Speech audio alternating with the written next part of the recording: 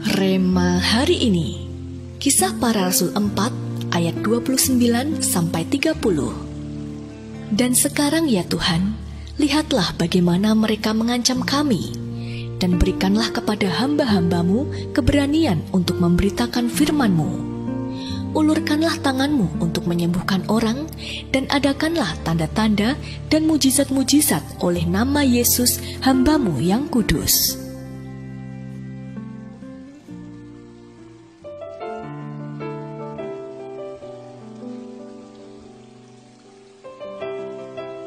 Hari mulai gelap. Jalan-jalan menuju puncak Gunung Merbabu yang tadinya kelihatan jelas mulai terlihat samar-samar. Lisa bergegas merogoh tas punggungnya untuk mengambil senter, tetapi rupanya ia lupa membawanya. Ia sontak khawatir karena keteledorannya bisa membuatnya berada dalam bahaya. Karena Lisa sudah tidak bisa lagi melihat lika-liku jalan yang ada, ia pun memutuskan untuk berhenti dan melanjutkan pendakiannya saat matahari terbit keesokan harinya. Saat Lisa memutuskan untuk berhenti, rekan seperjalanannya ternyata membawa senter dan mulai menyalakannya. Jalan-jalan setapak dan tebing-tebing curam yang tadinya tidak terlihat mulai terlihat kembali dengan adanya cahaya dari lampu senter itu. Lisa tak menyia-nyiakan kesempatan. Ia mulai bangkit dan berjalan kembali. Ia melewati setiap jalanan yang ada dengan tujuan akhir di puncak. Berkat lampu senter yang dinyalakan temannya, mereka akhirnya mencapai puncak sesuai jadwal. Mereka pun bisa menikmati keindahan puncak Gunung Merbabu pada malam hari itu.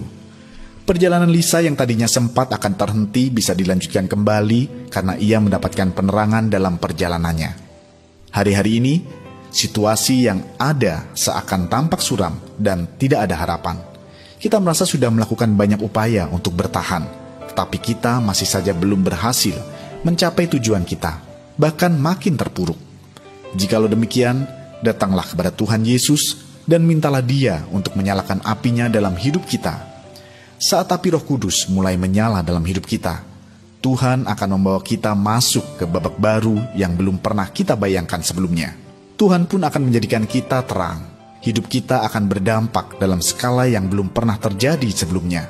Bukan itu saja, terobosan, kemenangan, pemulihan, percepatan, kebahagiaan dan kesehatan yang baru pun akan Tuhan berikan dalam hidup kita. Oleh karena itu, biarkan apinya turun dan menyalakan setiap kita. Mengapa Anda membutuhkan Tuhan menyalakan api dalam hidup Anda? Dalam hal apa Anda perlu meminta Tuhan menyalakan apinya? Komitmen apa yang bisa Anda buat saat Tuhan sudah menyalakan api dalam hidup Anda? Sebutkan.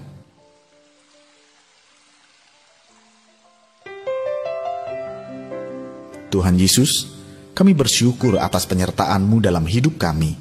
Saat ini kami meminta Engkau untuk menyalakan api-Mu dalam hidup kami, sehingga kami bisa bertahan, menang, dan mengalami terobosan. Di dalam nama Tuhan Yesus, kami berdoa. Amin. Mintalah Tuhan untuk menyalakan apinya, sehingga kita bisa bertahan, menang, dan mengalami terobosan.